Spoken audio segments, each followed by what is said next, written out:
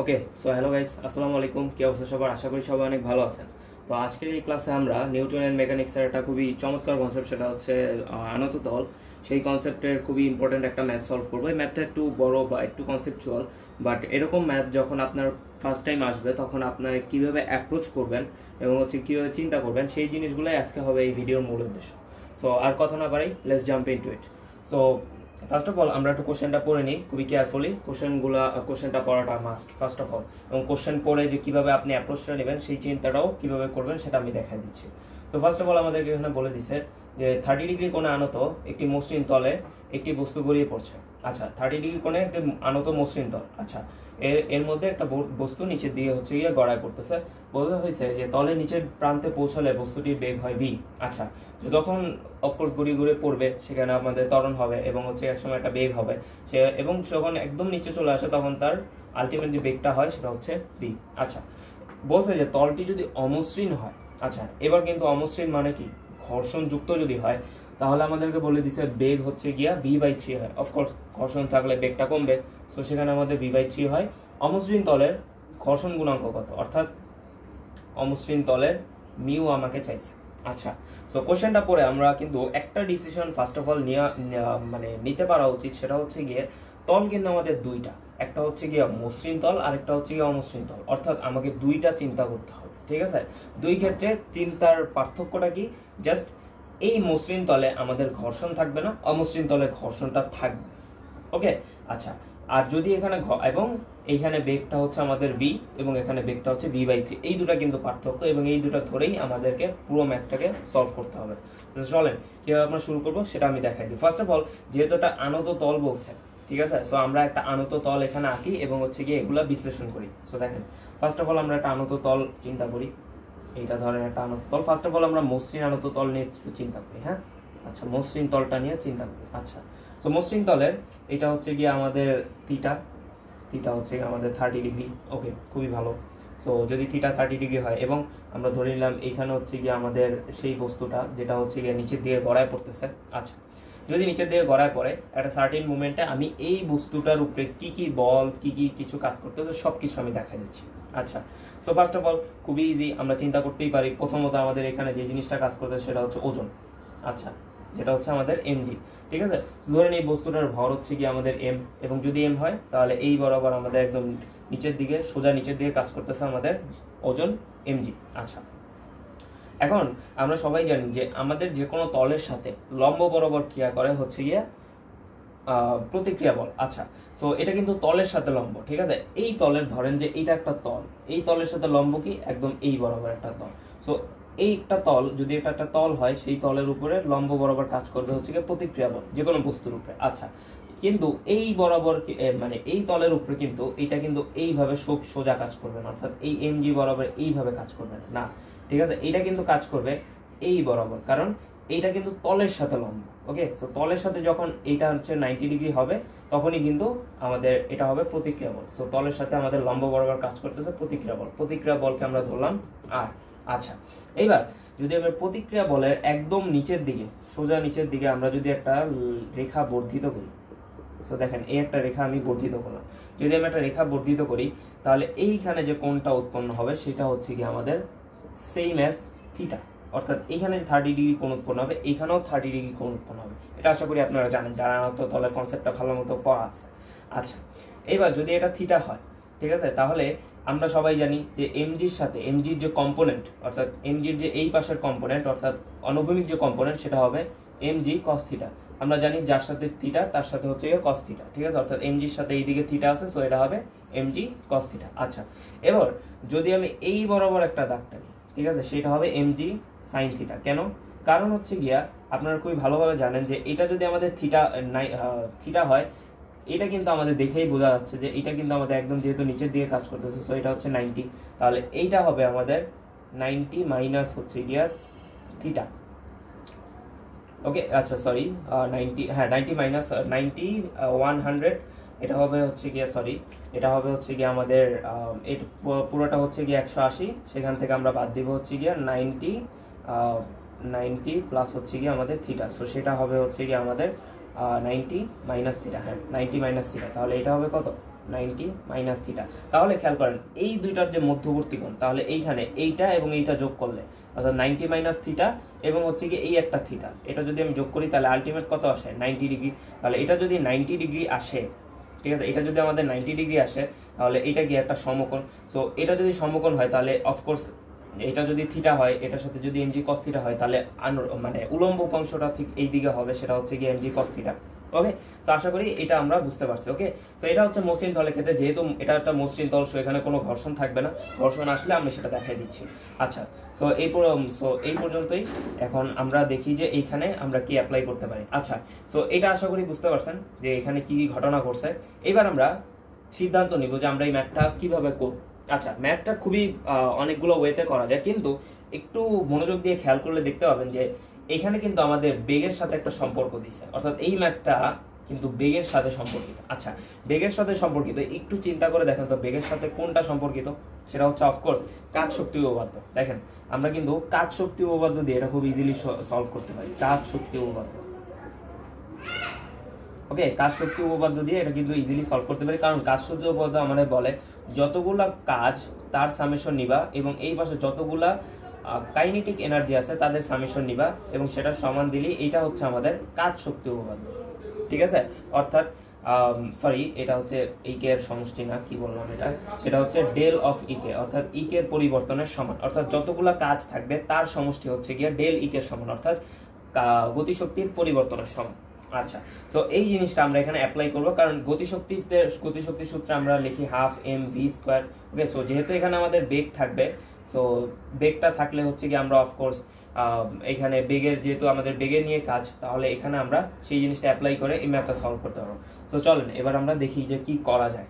আচ্ছা, first of all আমরা খুবই ইজিলি চিন্তা করতে পারতেছি যে এইখানে ধরেন যে যখন ইনিশিয়ালি বলটা ছিল সেটা অফকোর্স এই জায়গায় ছিল স্থিরভাবে, অর্থাৎ ইউটা হচ্ছে কি আমাদের 0, এবং এইখানে যখন নিচের দিকে আসছে একদম নিচের দিকে তখন তার বেগ হয়েছে হচ্ছে গিয়ে ভি, যেটা আমাদের কোশ্চেনে বলে দেওয়া আছে মসৃণ তলের ক্ষেত্রে।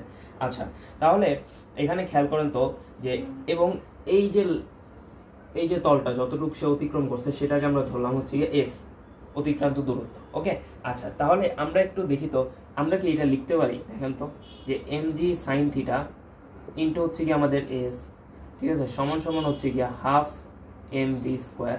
ঠিক আছে, একবারে লিখে ফেললাম, ভয় পাওয়ার কিছু না, আমি এক্সপ্লেন করে দিচ্ছি। দেখেন ফার্স্ট অফ অল এই পাশে থাকবে কি কাজ। আচ্ছা, এখন কাজের জন্য আমাদের কি লাগে, কাজ সমান সমান কি বল ইনটু সরণ। ওকে, বল ইনটু সরণ। আচ্ছা, যদি বল ইনটু সরণ হয় তাহলে খেয়াল করেন তো এই যে বলটার উপরে ইনিশিয়ালি যখন সে গড়ায় গড়ায় নিচে নামতেছে তখন তার উপরে একটা বলে কাজ করতেছে, কারণ এমজির তো কোনো কাজ নেই, এমজি cos থিটারও তো কোনো কাজ নেই, এমজির কোনো কাজ নেই, কারণ এমজি তো শেষ, আমরা তো এটাকে কেটে দিব, কারণ হচ্ছে গিয়ে এটা হচ্ছে গিয়ে অলরেডি আমি দুইটা উপাংশে ভাগ করে ফেলছি।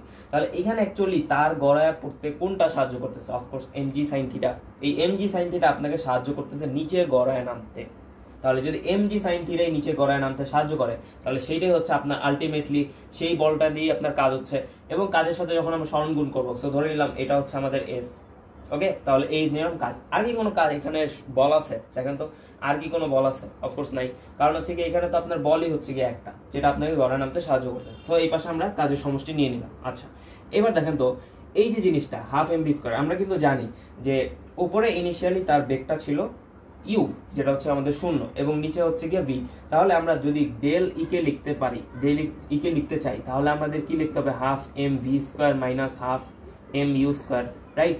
তাহলে এখানে ইউ তো 0, তাহলে যদি এটা যদি 0 হয় তাহলে পুরো কম্পোনেন্টটাই 0, তাহলে শুধু থাকবে কি হাফ এম ভি স্কোয়ার, তাই না? তাহলে আমাদের আলটিমেটলি এই চিত্রটা থেকে আমাদের আলটিমেটলি আমরা যেটা পাচ্ছি সেটা হচ্ছে গিয়ে এই জিনিসটা, যে mg sin theta into s সমান সমান হচ্ছে হাফ এম ভি স্কোয়ার। আশা করি একটু আমরা বুঝতে পারছি, অর্থাৎ মসৃণ তলের সবকিছু বুঝতে পারছি। যদি আমরা মসৃণ তলের সবকিছু বুঝতে পারি, এবার আমাদের কাছে অমসৃণ তলটা কোনো ব্যাপারই না, এবার জাস্ট ম্যাথ সলভ করা একটা ইজি ব্যাপার, এইটুক যদি আপনি বুঝে থাকেন।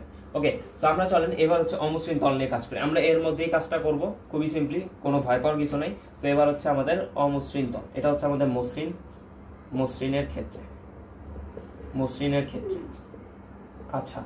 আচ্ছা, এবার হচ্ছে আমাদের অমসৃণ তল। সো অমসৃণ তল নিয়ে আমরা একটা কাজ করি। অমসৃণ তলে জাস্ট একটা জিনিস অ্যাড হবে, সেটা হচ্ছে কি আমাদের এই পিছনের দিকে এফ কি, এফ হচ্ছে কি আমাদের ঘর্ষণ বল। ওকে, কারণ কি অমসৃণ তল আপনার একটা অবশ্যই ঘর্ষণ থাকবে, সো ঘর্ষণটা কি এফ। খুবই ইজি। তাহলে নিচে পিছনের দিকে আমাদের ঘর্ষণ বল F কাজ করবে, আর বাকি সবকিছু আমাদের সেম অ্যাজ মসৃণ। ওকে, সো এখানে জাস্ট আমাদের অমসৃণ তলে একটা পিছনে ঘর্ষণ বলটা থাকবে। সো এইবার এইটা নিয়ে আমরা কাজ করবো। সো দেখেন এবার কি করতে পারি, ফার্স্ট অফ অল আমরা একটু দেখি যে এবার হচ্ছে আমাদের অমসৃণের ক্ষেত্রে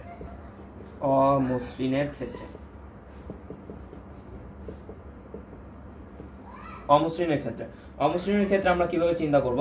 সো দেখেন অমসৃণের ক্ষেত্রে আমরা চিন্তা করতে পারি ঠিক এইভাবে, যে আমরা যদি লিখি যে mg sin থিটা ইনটু হচ্ছে s, এটা তো আছেই আগের থেকেই, ঠিক আছে, mg sin theta into s, ঠিক আছে। এবার দেখেন তো কাজ শক্তি উপপাদ্য অনুসারে আপনাকে বলা হয়েছে যে যতগুলা কাজ তাদের সবগুলা সমষ্টি তুমি নাও।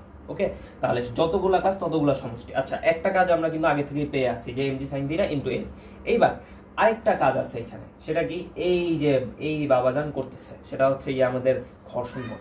ওকে, তো এই ঘর্ষণ বলও কিন্তু এখানে একটা কাজ করতেছে। ওকে, তাহলে খেয়াল করেন এবার আমরা যোগ দিব সমষ্টি। হ্যাঁ, তো দেখেন এবার হচ্ছে গিয়া F, ঠিক আছে, ইনটু কত S, এই যে বল ইনটু হচ্ছে গিয়ে আমাদের সরণ। কিন্তু এখানে একটা বোঝার বিষয় আছে, সেটা হচ্ছে দেখেন তো এইটা যদি এই দিয়ে কাজ করে, ঘর্ষণ বলকে অলওয়েজ বিপরীত দিয়ে কাজ করে না, ঠিক আছে। তাহলে যদি বিপরীত দিয়ে কাজ করে আমরা সবাই জানি সেটা হবে হচ্ছে গিয়া cos 180 ডিগ্রি। কারণ হচ্ছে গিয়ে সে কি একদম পিছনের দিকে 180 ডিগ্রি কোণে ক্রিয়ারত আছে, ঠিক আছে, সরণের সাথে। সরণ যদি এই দিকে হয়, F যদি এই দিকে হয়, খেয়াল করেন F হচ্ছে গিয়ে আমাদের এই দিকে, সরণ হচ্ছে গিয়ে আমাদের এই দিকে, তাহলে এই দুই বরাবর মধ্যবর্তী কোণ কত, 180 ডিগ্রি। তাহলে সেখানে F is cos 180 ডিগ্রি, অর্থাৎ cos 180 ডিগ্রি মানে কি, cos 180 ডিগ্রি মানে হচ্ছে আমাদের -1, ঠিক আছে। যদি -1 হয় তাহলে এখানে ইজিলি আমরা লিখতে পারি মাইনাস হচ্ছে গিয়ে আমাদের Fs। ওকে, খুবই ইজি, মাইনাস হচ্ছে গিয়ে আমাদের Fs।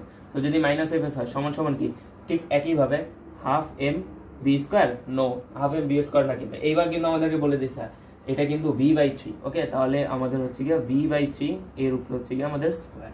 আচ্ছা, সো এটা আশা করি আমরা বুঝতে পারছি। ওকে, সো এবার আমরা এই জিনিসটাকে একটু সলভ করে দেখি এখানে কি হয়। তাহলে আমাদের mg sin থিটা, এখান থেকে আমরা একটা s কমন নিই, এই যে ছোট হাতের s, ঠিক আছে, সেটা হচ্ছে f ইনটু হচ্ছে গিয়ে আমাদের s সমান সমান হচ্ছে গিয়া হাফ ইনটু, এখানে খেয়াল করেন হাফ না, আমরা একটু এখানে দিকে খেয়াল করি যে 1/3, এখানে কিন্তু আমরা 1/3 কে 1/9 আকারে বাইরে আনতে পারি। ওকে, এবং এখানে আমরা লিখতে পারি হাফ এম ভি স্কোয়ার। আচ্ছা, সো এইবার আমরা পাইলাম যেটা, সেটা হচ্ছে অমসৃণের ক্ষেত্রে।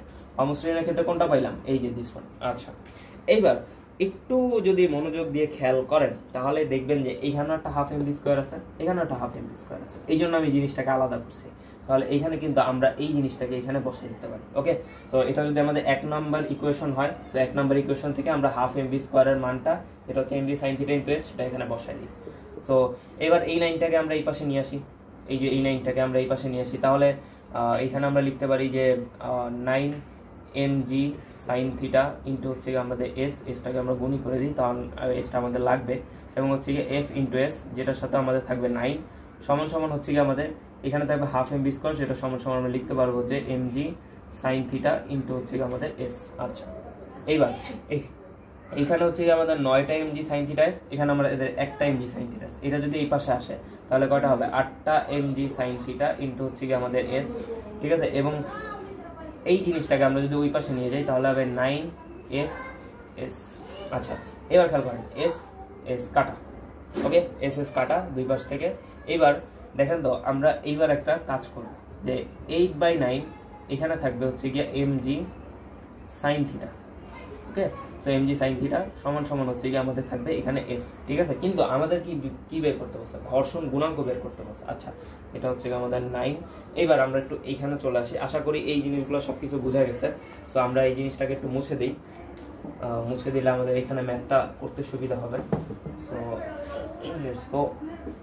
আচ্ছা, তো এবার খেয়াল করেন, এবার খুব ইজিলি খেয়াল করবেন যে এখানে আমরা কি পাইলাম, তাহলে সমান সমান 8/9 mg sin থিটা সমান সমান হচ্ছে কি আমাদের f। আচ্ছা, এবার খুব ইজিলি আমরা একটু আনত তলটা একটু আবার দেখি। দেখেন তো এটা যদি আমাদের এরকম হয়, আমরা সবাই জানি যে এই বরাবর আমাদের, আমি তখন বুঝাইলাম যে এই বরাবর হচ্ছে কি আমাদের r, এই বরাবর হচ্ছে কি আমাদের mg cos থিটা, ঠিক আছে, এই বরাবর হচ্ছে কি আমাদের mg sin থিটা।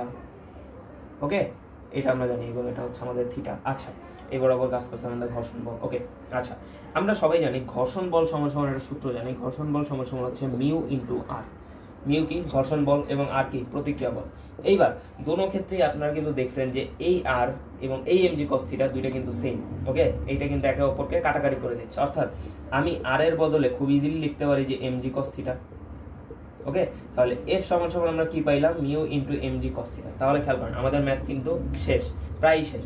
তাহলে খেয়াল করেন আমরা মিউ পাইলাম, এমজি কস থিটা পাইলাম, তাহলে এফ সমান সমান আমরা এখানে লিখতে পারবো mu into MG cos theta.